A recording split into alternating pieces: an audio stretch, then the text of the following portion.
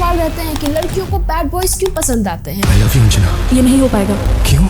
Actually मुझे सिर्फ bad boys पसंद है। या फिर रिलेशनशिप के लिए क्या लुक्स और मनी ही इम्पोर्टेंट है, या रिलेशनशिप में कम्युनिकेशन चैलेंजेस को कैसे सॉल्व करें, या फिर किसी के फेशियल एक्सप्रेशन या बॉडी लैंग्वेज को देख के कैसे पता लगाएं कि वो मुझ में इंटरेस्टेड है या नहीं है। और सबसे इम्पोर्टेंट सवाल, रिलेशनशिप स्टेज और टॉकिंग स्टेज के बीच में जो फेज है, डेटिंग फेज, वो इम्पोर्टेंट क्यों होता है। तो अगर आपके भी ये सवाल हैं तो इस पॉडकास्ट में हम उन्हीं सवालों के जवाब देने वाले हैं। और आपके इन सवालों का जवाब देने के लिए हमारे साथ जो गेस्ट हैं वो नॉर्थ इंडिया के best communicator in human behaviour माने जाते हैं। और अगर आप उनकी बातें सुनोगे तो आप भी समझ जाओगे कि ऐसा क्यों है। He is a second generation psychiatrist who graduated from armed force medical college, जो इंडिया का one of the best medical college है। 18 सालों से वो इस फील्ड में काम कर रहे हैं और इंडिया के top CEOs, leaders, pro athletes, founders and public figures की हेल्प कर चुके हैं। वो बड़े बड़े ब्रांड्स जैसे फ्लिपकार्ट, स्विगी, जोमैटो, ब्लिंकिट के साथ काम करते हैं और उनकी टीम की परफॉर्मेंस इंप्रूव करने में उनकी हेल्प करते हैं, क्योंकि उनके पास एक rare mix,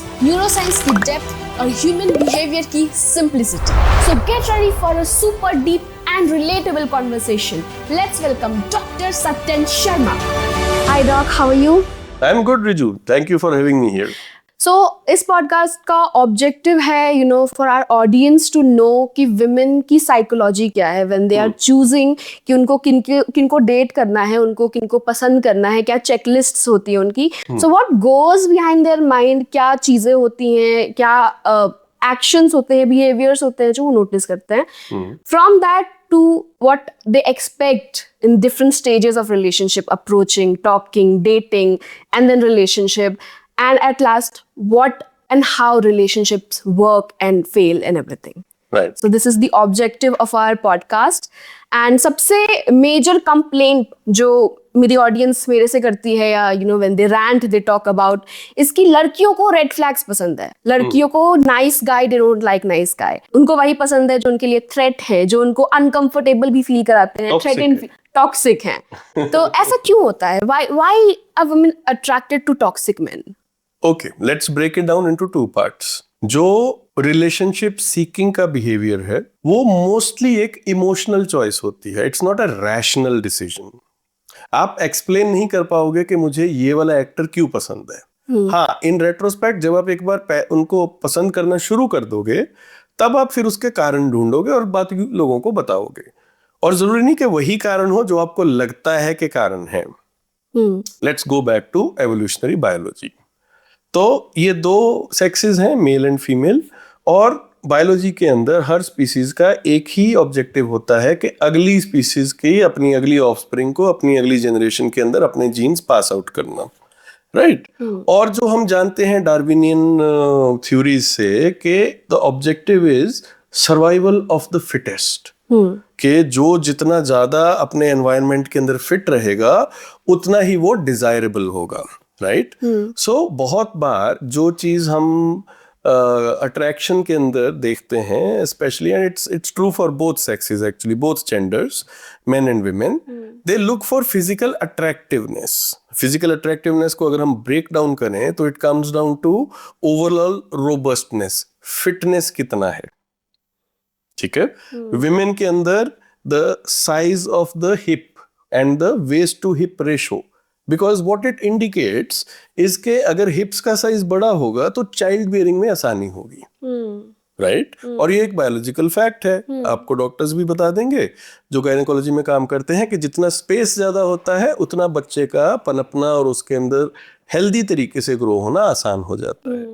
similarly women look for men who are able to hunt, right. Hunt means, हाँ, अभी हम एक बहुत सिविलाइज्ड दुनिया में रहते हैं, हम पॉडकास्ट करते हैं, हम लोगों के साथ बहुत अच्छी अच्छी बातें करते हैं, लेकिन समझ लीजिए कि जब when it comes to mate selection, the primitive brain is more active, not the frontal brain, not the rational brain. तो जो बाहर से देख रहा है वो कह रहा है कि अरे इतनी अच्छी लड़की है, ये लड़का है, और इसको ये कैसा पार्टनर मिला है, अरे रैशनली तो चीजें नहीं मिल रही, उसका बिहेवियर पास्ट में बहुत बुरा रहा है, या मैं जानता हूँ कि वो मैनिपुलेटिव है, या वो जैसा आप कह रहे थे, red flags, bad boys, right. मैं जानता हूँ कि उसकी रेपुटेशन भी अच्छी नहीं है, फिर भी क्यों लड़कियां उसकी तरफ अट्रैक्ट होती हैं, क्योंकि आप लॉजिकली सोच रहे हैं, और जो वो डिसीजन ले रहा है लड़की का ब्रेन या पोटेंशियल पार्टनर का, मेट का, गर्लफ्रेंड बॉयफ्रेंड का ब्रेन है, वो एक इमोशनल डिसीजन है और वो बेस्ड है बायोलॉजिकल रोबस्टनेस के ऊपर। इसके अंदर 2-3 चीजें जो अनफेयर एडवांटेजेस हैं वो हैं गुड लुक्स। अब गुड लुक्स को आप बायोलॉजी में कैसे डिफाइन करते हैं? क्योंकि बहुत लोग कहते हैं कि ये तो सब्जेक्टिव होता है, कुछ लोगों को किसी का चेहरा पसंद आता है, किसी का नहीं आता। लेकिन देखा जाए तो कुछ ऐसे फेमस चेहरे हैं जो सभी को प्रायः पसंद आते हैं। इवन बहुत छोटे बच्चों को जब पिक्चर्स दिखाई जाती हैं तो they choose to look longer on faces which are considered attractive. और उसका एक ही मापदंड है जो साइंस ने ढूंढा है, और वो है फेशियल सिमेट्री, कि आपका लेफ्ट और right part of the face कितना एक जैसा है। और उसके अंदर कहा गया है कि कुछ एक्टर्स जैसे हॉलीवुड में डेंजल वॉशिंगटन, राइट, कि उनका फेस ऑलमोस्ट परफेक्टली सिमेट्रिकल है, तो किसी को भी दिखेगा, अच्छा दिखेगा। दूसरी चीज होती है जेनेटिक रोबस्टनेस, कि वो फिजिकली फिट कितना दिखता है, वो कितना आपको लगता है कि वो टफ रफ कितना है, कितना वो एनवायरमेंटल चेंजेस के साथ इफेक्टिवली अडेप्ट कर सकता है। तो मोस्टली जो अट्रैक्टिव कंसिडर किए जाते हैं उनका फेशियल स्ट्रक्चर, उनका बिहेवियर कई बार थोड़ा सा अग्रेसिव या थोड़ा सा जिसको कहते हैं असर्टिव, और थोड़ा वो होता है strong dominating, thank you, that was the word I was looking for, right, वो डोमिनेटिंग होता है। तो उससे भी ये सिग्नल जाता है उस प्रिमिटिव ब्रेन को कि कल को अगर मुझे और मेरे ऑफस्प्रिंग्स को किसी चीज की जरूरत होगी तो ये स्ट्रॉन्ग है, ये वो चीज छीन कर भी ला देगा। Which is in a primitive world, जब हम हंटर गैदरर थे उस टाइम पे एक एडवांटेज थी। अब हम हंटर गैदरर नहीं हैं, लेकिन ब्रेन वैसे ही वायर्ड है, और ब्रेन को टाइम लगता है चेंज होने में बहुत। It takes millennia, it takes thousands of years. So I hope I have answered that question. Yes, you have, but this again raises the question जो कि लोग पूछते भी हैं कि does look matters, does money matter, कि लड़कियां सिर्फ looks या money के बेसिस पे ही अपने पार्टनर को सिर्फ लड़कियां क्यों? That's what the दोनों। Okay, to answer it in one word, yes they do. Looks matter, social hierarchy matters. Richer people or those who are perceived as rich and resourceful, more than richness maybe resourcefulness, they will attract more partners. और ये nature है, ये fair है या unfair है मैं इस पे कमेंट नहीं करूंगा, मैं ये कहूंगा कि ये ऐसा है, आप इसको एक्सेप्ट कर लेंगे उतना अच्छा रहेगा। But then again, then women are also like they're also looking for कि caring भी हो, थोड़ा feminine side भी हो। अब now अभी के trend में अगर मैं देखूं, there are many women who are very masculine. Like they have this masculine mindset. They want to go out there, achieve things and all, and they look for their partners जो थोड़े feminine touch भी, they can bring to the relationship. So Okay.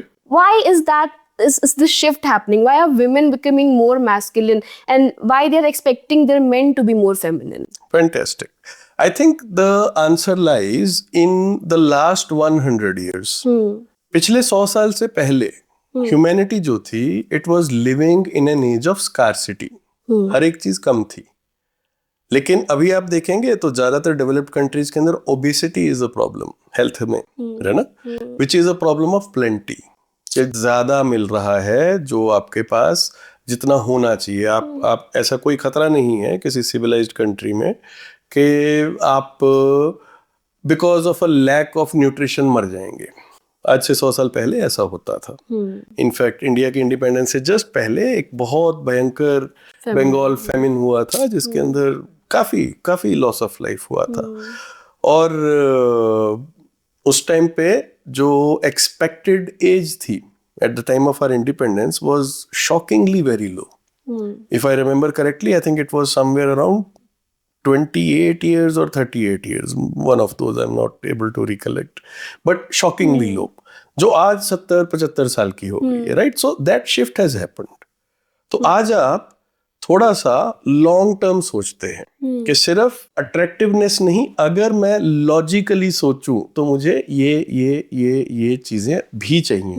I want somebody who can think long term, somebody who can plan better for the future, somebody who's caring means कि जिसके अंदर conflicts ना हो, जिसके अंदर के वो एम्पैथेटिक हो, वो मेरे मन की बात समझ सकता हो और उसे रिस्पेक्ट कर सकता हो. And it's not an unfair expectation.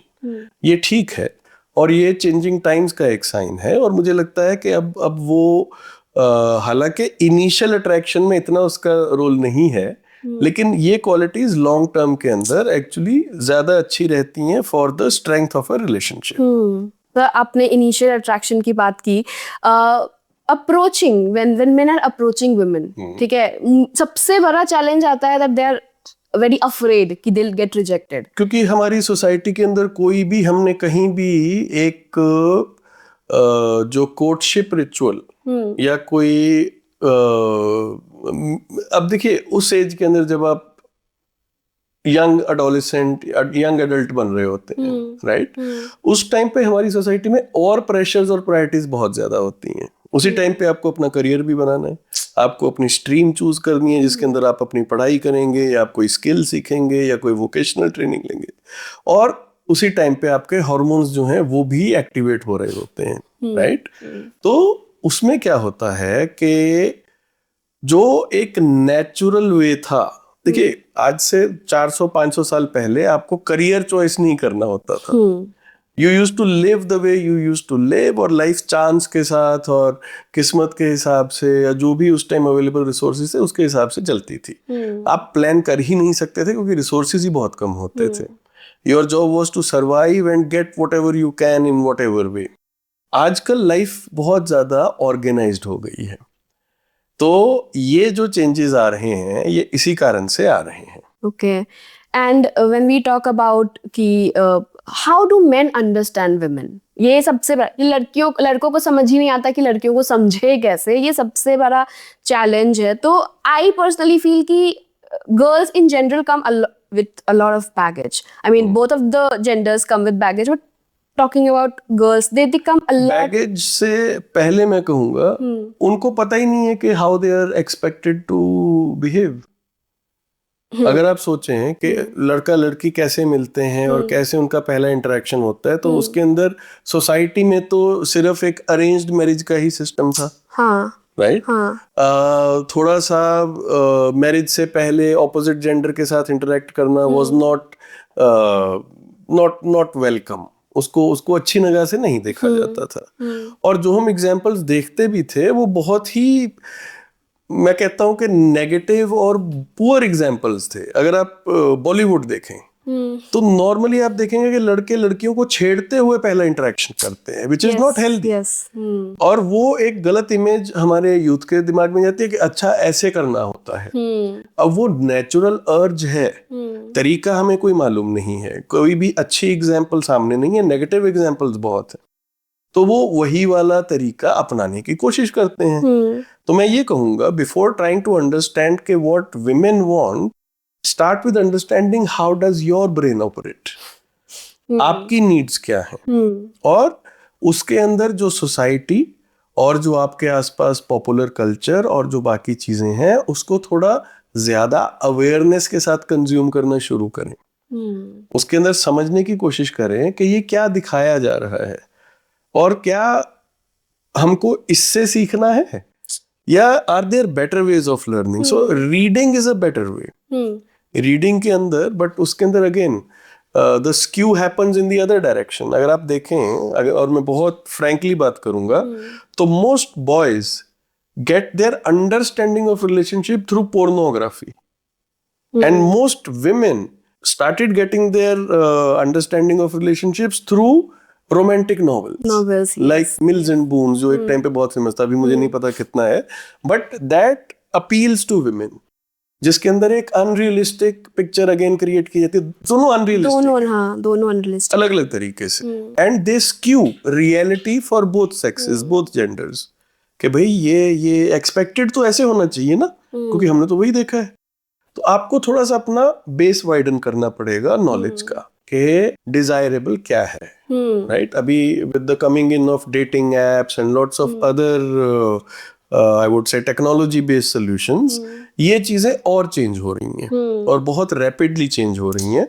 आपको थोड़ा सा मैं अपने ऑडियंस के लिए जैसे कहूंगा कि पहले आप समझिए कि आपकी जरूरतें क्या हैं और आप किस चीज के लिए लुक आउट कर रहे हैं। फिर समझिए कि आपके जो वो डिजायर्स और जो फीलिंग्स और वो जो नीड्स हैं उसको किस तरीके से आपने गलत एग्जाम्पल्स बनाए हुए हैं उसको फुलफिल करने के। जब आप एक बार उस अवेयरनेस तक पहुंच जाएंगे, then it will become easier for you to seek out and include the right perspective and the right behavior within you to attract the right kind of a partner. True. हाँ, because देखिए अभी जैसे movies like Animal, they learn a lot from that कि alpha male should do things like this, should act like this. तो इस चीज को change कैसे करें? How do they understand कि what is right, what is wrong, and how do I change myself? Because अभी तो they are like very much attracted to that alpha male kind of figure, Andrew Tate for example, toxic masculine, yes examples. Yes, so how do we change, like how do men change that, how do they understand? By firstly understanding that it is not a desirable model in the long run. ये अच्छा नहीं है किसी के लिए भी। In fact जो सबसे बड़े विक्टिम्स होते हैं टॉक्सिक मैस्कुलिनिटी के, वो मर्द ही होते हैं, आदमी ही होते हैं, राइट? आज भी मैं एक सेशन करने जा रहा हूँ ऑन मेंस मेंटल हेल्थ, और उसके अंदर भी मैं वही कहूँगा कि जो बेसिक नीड है वो अवेयरनेस की है। सबसे पहले आप समझिए कि आपकी नीड्स क्या हैं as a human being, right? फिर समझिए कि कैसे आपको सोसाइटी और पॉपुलर कल्चर और आपके आसपास वाले गाने जो आप सुनते हैं वो किस तरह का सिग्नल आपको दे रहे हैं, और वो जो गीत हैं वो एक इमोशनल लेवल पे आपको प्रोवोक करेंगे। वो जो कंटेंट है वो एक इमोशनल लेवल पे प्रोवोक करता है, पर क्या वो एक हेल्दी लाइफ के लिए लॉन्ग टर्म के अंदर ठीक डायरेक्शन है, ये आपको अपने आप को पूछना है। और अगर वो ठीक नहीं है तो ठीक क्या है, राइट? तो जैसे अगर हम स्पिरिचुअली भी बात करें तो जो हमारे इतने सारे गुरु हुए हैं, इतने सारे वाइज सोल्स हुए हैं, बहुत अच्छे लोग हुए हैं, उन्होंने भी यही एग्जाम्पल दी है। इनफैक्ट हर रिलीजन का भी लॉन्ग टर्म के अंदर अगर हम गोल पूछे तो वही होता है कि अपने आप को बेटर जानना, अपने आप को पहचानना, अपना वैल्यू जो है वो समझना। तो अपने आप को आप जितना बेटर समझना शुरू करेंगे उतनी ही आप, इनफैक्ट आपकी अपने साथ रिलेशनशिप जितनी बेटर होगी उतनी ही बाकी लोगों के साथ बेटर होती जाएगी। तो पहली जो रिक्वायरमेंट है is not to find somebody who completes you, your job is to first complete yourself, yes, and then look for somebody who has also done that work on themselves, and then you can hope to increase each other's happiness, right?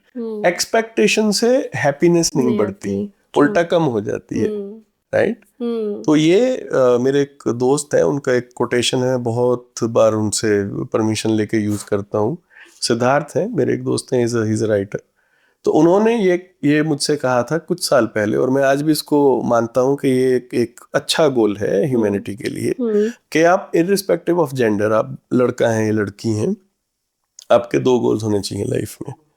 पहला है to be emotionally independent, और दूसरा उससे भी ज्यादा important to be financially independent. Financially independent, ठीक है, these are practical goals. When I say emotionally independent means कि आपकी खुशी और आपका गम किसी और के हाथ में रिमोट कंट्रोल ना हो, आप खुद उसे मैनेज कर सकते हो। तो आप ज्यादा ऑनेस्टली और ज्यादा इफेक्टिवली इस तरह के पार्टनर्स को चूज करेंगे जो आपकी खुशी बढ़ाएं जिंदगी की। But do you think if we work, like if any of the gender, we work on our self-esteem, our confidence, तो ये जो emotional dependability है अपने आप पे वो बढ़ जाएगी। Don't work on your confidence or self-esteem. बहुत बार जगह अगर हम किसी को कहते हैं बी कॉन्फिडेंट, तो they start faking confidence. Real confidence कहाँ से आता है ना? So instead of learning the tricks of the trade, learn the trade, right? हम बहुत ज्यादा जुगाड़ में विश्वास रखते हैं, ये जुगाड़ हो जाए कुछ, बट जुगाड़ is not a replacement for robust engineering. Long term में अगर आप कुछ बिल्ड कर रहे हैं तो आपको अपने अंदर वो सारी विजडम डालनी है जो कि बेस्ट प्रैक्टिसेस हैं दुनिया में।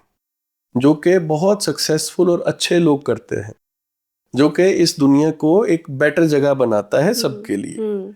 और हमारे अपने कल्चर में उसका बहुत भंडार है, और उसके अंदर सबसे ज्यादा जरूरी है वो चिंतन करने की जरूरत है, to think. Unfortunately in this era of smartphones, thinking is a casualty. हम में से कोई भी बोर ही नहीं होता। हम लोग सब क्या हो रहे हैं, हम कॉन्स्टेंटली डिस्ट्रैक्ट हो रहे हैं। कोई ना कोई चीज हमारी अटेंशन के लिए हमारे को अट्रैक्ट कर रही है। And the best knowledge of human behaviour and applied psychology is going into creating apps which make you dumber, unfortunately, है ना? Yes. तो फोन आपको कंज्यूम कर रहे हैं या आप फोन को यूज कर रहे हैं, ये जानकर अगर आप आगे बढ़ते हैं तो अपनी जिंदगी को आप बेटर बना सकते हैं। आजकल माइक्रो लर्निंग्स आर ओके। कुछ टाइम आप कॉन्शियसली डिवाइड करें टू नो योरसेल्फ बेटर। अब जैसे बहुत बार ये सवाल भी मुझसे पूछा जाता है, सर पता कैसे चलेगा कि कोई हमें इंटरेस्टेड है या नहीं है, कि हम इनसे बात करें, आगे बढ़ाएं, कुछ करें या ना करें। तो उसके लिए you have to understand that 90% of human communication is non verbal. Non verbal का मतलब बॉडी लैंग्वेज, फेशियल एक्सप्रेशंस, ठीक है? कुछ लोगों को ये नेचुरली बेटर पढ़ने आते हैं, मतलब कि कुछ लोग ट्रेंड सिंगर्स होते हैं, कुछ नेचुरल सिंगर्स होते हैं। तो अगर आप नेचुरल सिंगर नहीं है तो ट्रेंड बन जाइए, थोड़ा अपने आप को ऐसी लिटरेचर पढ़े। बहुत सारी किताबें हैं बॉडी लैंग्वेज के ऊपर, बहुत सारी किताबें हैं on facial cues which give you a bit of an advantage in understanding के how the other persons are responding, right? तो आप अपने अपने एआई को ट्रेन करने की बात है, एआई नहीं, एनआई को, नेचुरल इंटेलिजेंस को आप उसको ट्रेन करें। अच्छा डॉक्टर, तो एक चीज जो मुझे लगता है हमारे ऑडियंस को भी they also want to know, और I also want them to know, कि लड़कियां जब डिफरेंट एज ग्रुप पे होती है ना, तो व्हाट आर देयर चेकलिस्ट, वो क्या ढूंढती है उस टाइम अपने पार्टनर में? लाइक अगर वो 14, 15, 18 के एज ग्रुप में है तब वो क्या ढूंढती हैं, 21 to 24 में है तब क्या ढूंढती हैं, 26 लेटर ऑन क्या ढूंढती है? What are their checklist? मुझे लगता है कि जो ये चेकलिस्ट या attractiveness to of the opposite gender है, इसकी एक दिमाग के अंदर धुंधली सी एक छवि बनती रहती है, और उसके अंदर बहुत बड़ा कंट्रीब्यूशन होता है लड़की के केस के अंदर कि उसका नॉर्मल क्या है। Normal meaning what does she find as acceptable behavior and desirable behavior, right? Same for the boy again. और अगर आप देखेंगे तो किसी भी बच्चे के लिए जो पहला ऑपोजिट जेंडर इंटरेक्शन सबसे ज्यादा सिग्निफिकेंट होता है वो उनके पेरेंट का होता है ऑफ द ऑपोजिट सेक्स। तो लड़कियों के लिए उनके फादर और लड़कों के लिए उनके mother, these are the first examples of what the opposite gender looks like. और बहुत बार वही वाला, depending on what kind of relationship the child has with that parent, वही चीज आगे कंटिन्यू होती है। तो या तो बहुत वैसा, या जो ह्यूमन एक कंडीशन है एक्सट्रीम्स में हमेशा एक्शन लेने की, या बिल्कुल वैसा नहीं, बीच में कुछ नहीं, right? So these are the cues जिसके ऊपर बेस्ड वो एक सीक करते हैं क्वालिटीज को। और ये बहुत इंडिविजुअल और डिफरेंट होती हैं। कई लोगों को लाउड और इंटरेस्टिंग लोग पसंद है, कईयों को थोड़े सोबर और थोड़े से सीरियस लोग जो थोड़ा जिंदगी को डीपली जीते हैं वैसे पसंद है, right? So it can be very individual. Unfair to say कि क्या इसका एज के साथ चेंज होता है, मेरे हिसाब से बहुत ज्यादा चेंज नहीं आता, पर हाँ आप उसको मॉडिफाई करते रहते हैं over a life time, and it's very personal. But अगर आपको क्लूज लेनी है तो आप ये देखिए कि उस जो आपके पोटेंशियल पार्टनर हैं उनकी अपने ऑपोजिट जेंडर के पेरेंट के साथ कैसी रिलेशनशिप है और वो कैसे हैं। So that can give you a hint. That is true. मतलब then it also comes कि why words like daddy issues, mommy issues comes to picture. It is because of how your relationship with your parents are basically. Yes. But then how to deal with such person, जिनके साथ ये problem है, जिनको daddy issues हैं या mummy issues हैं, या जिनको पर्टिकुलर टाइप के मेल पार्टनर्स पसंद है, इंडिपेंडेंट हो या फिर फेमिनिन हो, ये जो भी है. So how do you deal with such situations? See deal आपको तब करना है अगर वो मेल अडेप्टिव हो, अगर वो if it's not working for you, अगर आप बार बार फ्रस्ट्रेट हो रहे हो उसके, अगर if it is working for you फिर डील नहीं करना है, फिर वो ठीक है, जो चल रहा है वो चलने दीजिए. सो सबसे पहले तो again more awareness, is your current pattern helping you create healthier and more satisfactory relationship or not? सबसे पहले तो ये सवाल पूछें अपने आप से. उसके बाद हमेशा ये याद रखें कि कोई भी जो बिहेवियर है वो डिफॉल्ट और परमानेंट सेट इन स्टोन वाली सिचुएशन नहीं होती. आप अपने बिहेवियर को चेंज कर सकते हैं. सबसे पहले आपको ये जानना होगा अवेयरनेस कि क्या ये बिहेवियर मुझे चाहिए अपनी लाइफ में या नहीं चाहिए. आप दूसरे में चेंज करने की कोशिश करने से पहले अपने अंदर चेंज करने की कोशिश करें, क्योंकि वो आसान होता है. All of us overestimate our ability to change others.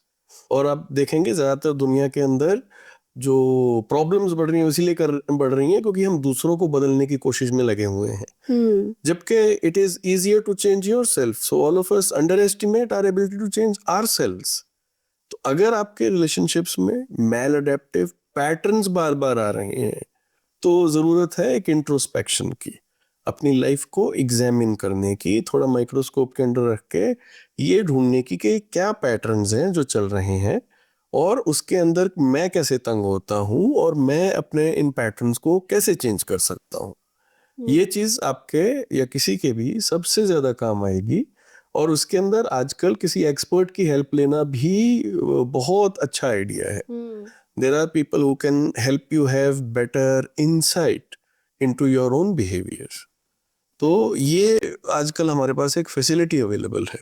The people are afraid to, I think, go to that expert because I think हमारे अभी भी at this time also India में it's a taboo to go to seek. और कितना बड़ा tragedy और ये irony है कि ये वही देश है जिसने शायद दुनिया को सबसे बड़े थिंकर्स दिए, जिन्होंने गौतम बुद्ध से लेके गुरु नानक देव तक, गुरु गोविंद सिंह जी तक, और कितने ही ज्यादा हर एरिया के अंदर चैतन्य महाप्रभु थे, कहीं दत्तात्रेय थे, ऐसे स्पिरिचुअल लीडर्स थे, कबीरदास थे, जिन्होंने लोगों से कहा है कि भाई अपने सोचने के तरीके को, अपने जीने के तरीके को एग्जामिन करो, इसमें डर क्या है. अगर नहीं चलेगा, नहीं पसंद आया तो वापस उस तरीके में आ जाना, लेकिन एक बार एग्जामिन तो करो. अनफॉर्चुनेटली हमारा मेरे ख्याल से जो एजुकेशन सिस्टम था वो बहुत ज्यादा इंडस्ट्रियल इरा का था, जिसको अब बहुत बदल जाना चाहिए. जितने भी आप सक्सेसफुल देश देखते हैं बाहर, उनका education system based on critical thinking है, बेस्ड ऑन कोऑपरेटिव एक्सपीरियंसेस है कि हम आपस में मिलके एज ए टीम कैसा काम कर सकते हैं.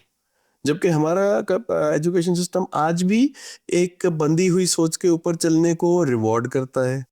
आज भी individual achievement over the achievement of the group, उसको ज्यादा वो देता है. हम आज भी मतलब कि फर्स्ट कौन आया है उसको सेलिब्रेट करते हैं, rather than के as a society, as a group, as a subset of individuals हम मिलकर कितना बेटर कर सकते हैं.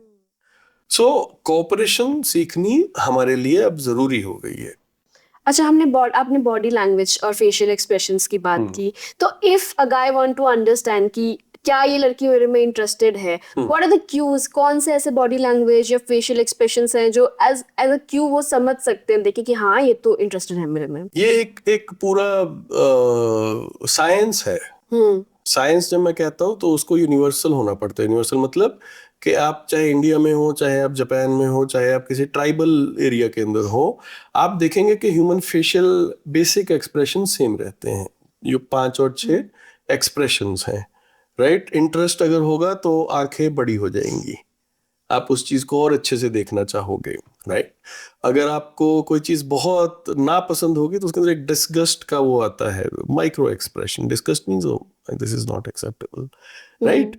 अगर आप देखोगे कि कोई लाइंग हो रही है तो उसके अंदर बहुत बार इस तरह का प्रोटेक्टिव बॉडी लैंग्वेज आएगा कि आप माउथ या नोज को कवर करोगे हाँ जिस टाइम आप झूठ बोल रहे हो। ये बहुत सारी चीजें हैं जो बहुत इंटरेस्टिंग है और जो एक्चुअली ज्यादा ट्रू हैं than the words which people use.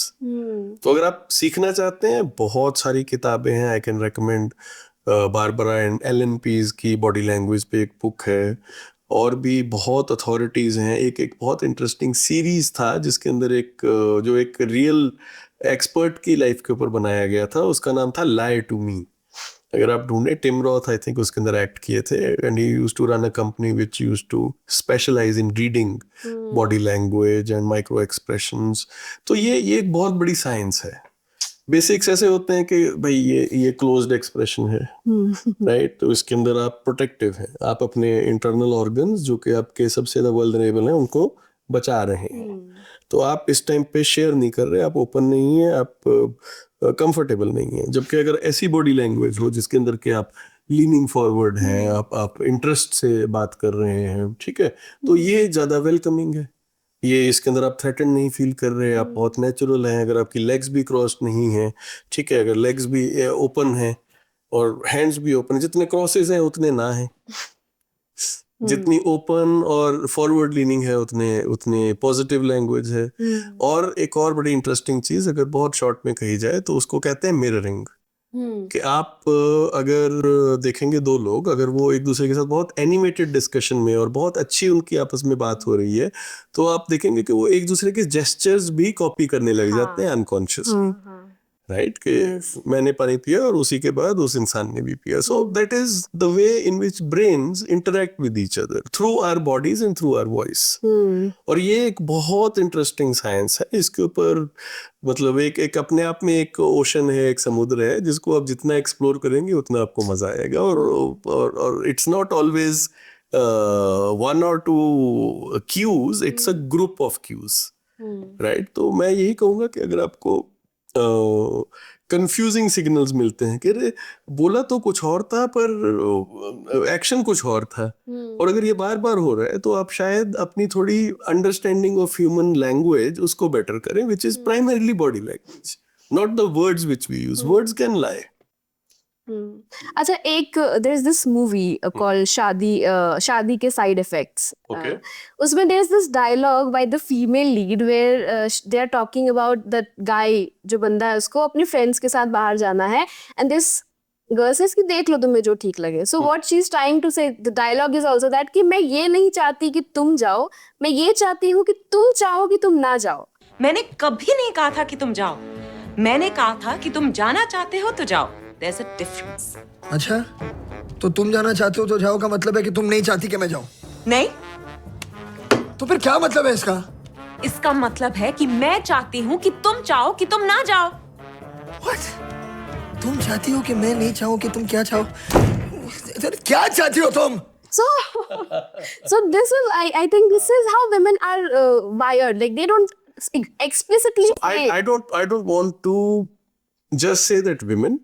I say that in modern social life, both men and women have turned or learned to play a role which is not honest. हम लोग dishonest communication करते हैं। अब ये dishonest communication है कि मैं ना नहीं कहूंगी पर तुम्हारा मन ऐसे होना चाहिए। भाई अगर आपकी एक्सपेक्टेशन है, आप सीधा सीधा बता दो मुझे पसंद नहीं है। क्यों नहीं पसंद, उसको आप एक्सप्लोर करो, ठीक है? क्या दो पार्टनर्स को सारा टाइम एक दूसरे के साथ हमेशा रहने चाहिए? मेरे ख्याल से नहीं, बहुत अनहेल्दी हो जाएगा। दोनों की अपनी अपनी लाइफ। क्या दो ऑपोजिट लोग आपस में खुशी बना सकते हैं? बिल्कुल बना सकते हैं। जरूरी नहीं कि आप एक दूसरे की कार्बन कॉपी हो। इनफैक्ट जितने आपके एरियाज ऑफ इंटरेस्ट थोड़े से अलग अलग होंगे, उतने आप एक दूसरे को इंटरेस्टिंग पाएंगे, राइट? तो ये चीजें टाइम के साथ, मैच्योरिटी के साथ समझ आती हैं कि जो मैं चाह रहा हूं वो जरूरी नहीं है कि मेरे लिए अच्छा भी हो, और मेरा जो बिहेवियर है वो ज्यादा इंपॉर्टेंट है रादर देन मेरी expectations of other peoples behaviour. हमें अगर हम स्पिरिचुअलिटी में भी जाएं तो सबसे ज्यादा कौन सी चीज तंग करती है? एक्सपेक्टेड बिहेवियर जो हमें नहीं मिला। यस। तो मेरे एक टीचर थे जैसे, और उनका मैं ये एग्जांपल बहुत बार देता हूँ कि उनकी बेटी को संडे सुबह सुबह जगाए थे कि उठो भाई, सुबह हो गई, उठ और काम करने हैं। तो उनकी बेटी ने पूछा कि पापा संडे को सुबह उठना क्यों जरूरी है, और उन्होंने इसके बारे में रुक कर सोचा और उन्होंने अपना जो बिहेवियर है वो चेंज कर लिया। उन्होंने हाँ ठीक कह रही है, लॉजिकल बात है, संडे को मुझे इसको जल्दी जगाने की क्या जरूरत है। तो मैं ऐसे ब्रेन्स की मैं बहुत रिस्पेक्ट करता हूँ जो अपने बिहेवियर को अनमाइंडफुली नहीं चला रहे, जो अपने बिहेवियर को क्वेश्चन करते हैं कि क्या ये मैं ठीक कर रहा हूँ। एक्सपेक्टेड बिहेवियर हमारे लिए बहुत प्रॉब्लम्स क्रिएट करता है। मैं चाहती हूँ वो मेरे लिए ये करे, लेकिन वो आपकी चाहत हो सकती है, जरूरी नहीं कि आपके लिए बेस्ट हो। तो उसको थोड़ा सा आप और डीपली सोच लें। हो सकता है अगर खुद को समझ नहीं आ रही है तो किसी एक्सपर्ट के साथ बैठ के उसके बारे में बात कर लें। Right, there is no such thing as normal human behaviour. अभी तक उसको डिफाइन करना बहुत मुश्किल है। राइट, तो आप अपना नॉर्मल खुद डिसाइड करते हैं, हम सब डिसाइड करते हैं अपने हिसाब से, और उसे नॉर्मल माना जाता है जो ज्यादातर सोसाइटी एक्सेप्ट कर रही है एज नॉर्मल। आज से 15-20 साल पहले शायद शादी कर लेना और बच्चे कर लेना बिल्कुल नॉर्मल चीज थी। आज उतनी नॉर्मल नहीं है। आज आप देखेंगे कि बहुत यंग लोग हैं जो इसको क्वेश्चन करते हैं कि क्या शादी करना जरूरी है, क्या बच्चे होने जरूरी हैं। और दोनों के अंदर मैं तो एटलीस्ट यही कहता हूँ कि नहीं, जरूरी अब कुछ नहीं रहा। हम लोग एंडेंजर्ड स्पीसीज नहीं है, तो अगर आप बच्चे नहीं भी पैदा करते, आप एक अच्छी हेल्दी लाइफ जी सकते हैं। सिर्फ क्योंकि कोई और कह रहा है is not a good enough reason to take the most important decisions of your life.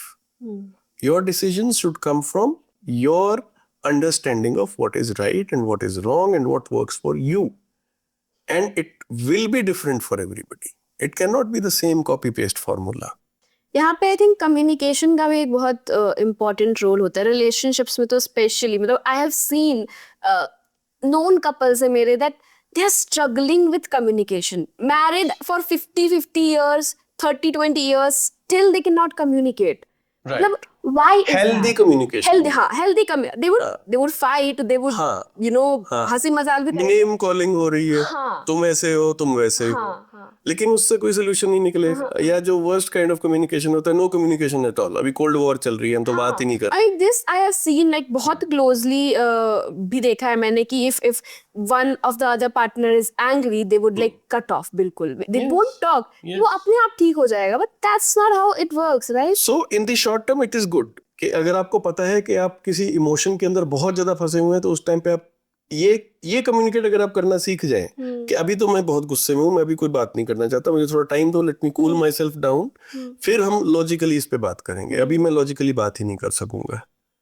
इतनी अगर लेवल ऑफ अवेयरनेस हो जाए तो बहुत अच्छा रहेगा। राइट, लेकिन आप नॉर्मली देखते हैं कि हम नेगेटिव देने से पहले तो सोचते भी नहीं है। पॉजिटिव, किसी को कॉम्प्लीमेंट देना, किसी को कोई अच्छी बात कहनी, किसी की कोई तारीफ करनी, उसमें बहुत एफर्ट लगता है। ऐसा हो रहा है ना? बिल्कुल। और ये सोसाइटी स्पेसिफिक है, ये आपकी कल्चर का एक पार्ट है कि आप कम्युनिकेट कैसे करते हैं। मैं अपने कल्चर की बात करता हूँ, हिंदी में बात कर रहे हैं, हम इंडिया की बात करते हैं। एक भीड़ वाले इलाके में, एक मार्केट प्लेस में, ये शायद एक्सेप्टेबल हो सकता है कि दो लोग आपस में गाली गलौज करके निकल जाएंगे, लेकिन शायद ये एक्सेप्टेबल नहीं हो सकता है कि वहां पे एक एक्सप्रेशन ऑफ लव वो पब्लिक में हम कर दें। तो आप देख रही हैं कि हमारी सोसाइटी कितनी बीमार है। हस्बैंड वाइफ अगर मार्केट में आपस में लड़ रहे होंगे जोर जोर से, शायद उसको नॉर्मलाइज कर दिया जाएगा, अरे ये तो होता रहता है। लेकिन अगर एक हस्बैंड वाइफ आपस में हाथ पकड़कर अगर एक दूसरे को किस कर ले, तो शायद सब लोग शॉक हो जाएंगे, जो कि एक हेल्दी और नॉर्मल एक्टिविटी है, जो कि डिजायरेबल है। लेकिन हमारा जो आयोजन है इस समय जिंदगी का, वो कितना अनहेल्दी है, इससे आपको एक हिंट मिल जानी चाहिए। So don't believe what society or culture wants you to do. Find out what works for you, and that is more important, that is more precious, and preserve that. Relationship की अगर बात करें तो before getting into relationship, जहाँ आप एक दूसरे को बॉयफ्रेंड गर्लफ्रेंड कह रहे हो, there are different stages. Approaching हो गई, टॉकिंग हो गई, डेटिंग हो गई. आई थिंक डेटिंग फेज तो ऑलमोस्ट सब लोग मिस कर देते हैं. They go direct from talking to relationship. I think major problems वहीं पे शुरू होता है because then you don't know कि आप कंपैटिबल हो या नहीं हो. वो आप रिलेशनशिप में जाके एक्सप्लोर करते हो. एंड दैट्स लोगों की शादी हो जाती है without knowing each other. Exactly. तो I want you to tell my audience कि वो फेज जरूरी क्यों है और कितना है. ठीक है, देखिए हम जो भी बिहेवियर हमारा है आज, it is because we had belong to a certain information set. हमारी फैमिली, हमारा कल्चर. ठीक है, दो लोग कोई भी जब मिलते हैं एक दूसरे को तो वो they come from different sets of behaviour, different ways of expressing emotion, different expectations of लोग कैसे बात करते हैं, आवाज की टोन कैसी होती है, आवाज की वॉल्यूम कैसी होती है, गुस्से में वो लोग कैसे बात करते हैं, प्यार में कैसे बात करते हैं, नॉर्मल कॉन्वर्सेशनल टोन क्या है. ठीक है, ये चीजें कोई भी दो परिवारों की सेम नहीं होती. मैं बहुत बार कहता हूँ कि अगर आपकी शादी हो गई है, अरेंज्ड मैरिज हो गई है और आप एक दूसरे को बिल्कुल नहीं जानते, तो कम से कम 1-1.5 साल तो सिर्फ आपको एक दूसरे को जानने में लगेगा. तब तक कोई भी आप लॉन्ग टर्म डिसीजन ना लें, एक दूसरे को जान लें पहले. Right, same with any other set of people who have come together and are considering taking their relationship to the next level, coming out as a couple or something like that. उससे पहले मुझे ये आपकी बात बिल्कुल जायज़ है कि फिजिकल अट्रैक्शन और initial attraction versus living with each other, understanding each other, getting into a rhythm with each other, वो बहुत ज़रूरी है. और 90% आपकी ज़िंदगी की खुशी या गम आपकी सिग्निफिकेंट रिलेशनशिप से आएगा. सो इसके अंदर कुछ टाइम इन्वेस्ट करना into knowing each other, that is important. When I say knowing each other is not in those situations where you are being not yourself, not in social situations, but being in situations which might be stressful. एक household चलाना is stressful. अपने अपने careers को चलाना while trying to make your relationship work, it is stressful. And it is a real word. तो real word example जो है वो सबसे true होता है. आप रियल वर्ल्ड में अपने रिलेशनशिप को स्ट्रेस टेस्ट करें. ठीक है, स्ट्रेस टेस्ट का मतलब ये नहीं कि आप जबरदस्ती प्रॉब्लम क्रिएट करें. लाइफ में वैसी बहुत प्रॉब्लम्स हैं. आप उसको एज अ कपल कैसे हैंडल करते हैं, आप एक दूसरे की बात कितनी सुन सकते हैं, आप एक दूसरे को कितना एम्पैथाइज कर सकते हैं, कितना सपोर्ट करते हैं, ये आपको बहुत सारी चीजें बता देगा. और बहुत से please consume a lot of positive examples of how to do these things. अच्छे तरीके सीखने पड़ते हैं. अगर आपके पास एक प्लॉट है जमीन का और आपने ऐसे ही छोड़ दिया तो 2 साल के बाद वहां पे एप्पल बनानास नहीं उग रहे होंगे, वहां पे वीड उग रही होगी, वहां पे अनडिजायरेबल प्लांट्स जिनका कोई फायदा नहीं है वो उग रहे होंगे. कुछ पॉजिटिव उगाने के लिए एफर्ट करना पड़ता है. तो एफर्ट डालिए रिलेशनशिप में, एक दूसरे को समझिए, अपने अपने बिहेवियर पे ज्यादा फोकस करें, ना कि दूसरे को चेंज करने में. आपका जो ज्यादातर एफर्ट होना चाहिए वो इसे होना चाहिए कि अगर यही सिचुएशन दोबारा आती है तो how can my response be better. मैं आपको एक लाइन देता हूं लाइफ की, एक बहुत बड़ी प्रॉब्लम सॉल्व कर देगा. Life is 15% of what happens to you, 85% is how you respond with it. Right, again theory में कहना आसान है, प्रैक्टिकल करने में पूरी जिंदगी भी लग जाए तो तो कोई गम नहीं है. लगाएं इसको, प्रैक्टिकल बनाने में पूरा जोर लगाएं. तो फिर अपने लाइफ को डिसिप्लिन से कैसे बेटर बना सकते हैं? ओके, हाउ कैन, सबसे पहले समझ लें कि डिसिप्लिन कोई मॉरल या कोई उस तरह का गिफ्ट या ट्रेट नहीं है. डिसिप्लिन एक टूल है. आपको 10 किलोमीटर दौड़ना है, आप अपना एक स्ट्रेंथ और रनिंग का स्केड्यूल बना ले. ओवर 6 to 12 मंथ्स रियलिस्टिकली उसका जब हम प्लान करते हैं उतने टाइम का एक डिसिप्लिन चाहिए आपको. डिसिप्लिन को एज अ टूल जब आप यूज करते हैं, वो टूल हर यूज के साथ और शार्प और बेटर होता जाता है. Use discipline as something to make your life better. Don't say कि मेरे अंदर डिसिप्लिन नहीं है, क्योंकि ऐसा नहीं होता. इट्स नॉट अ मॉरल और a gift which you have or you don't have. It is something which can be used to make life better.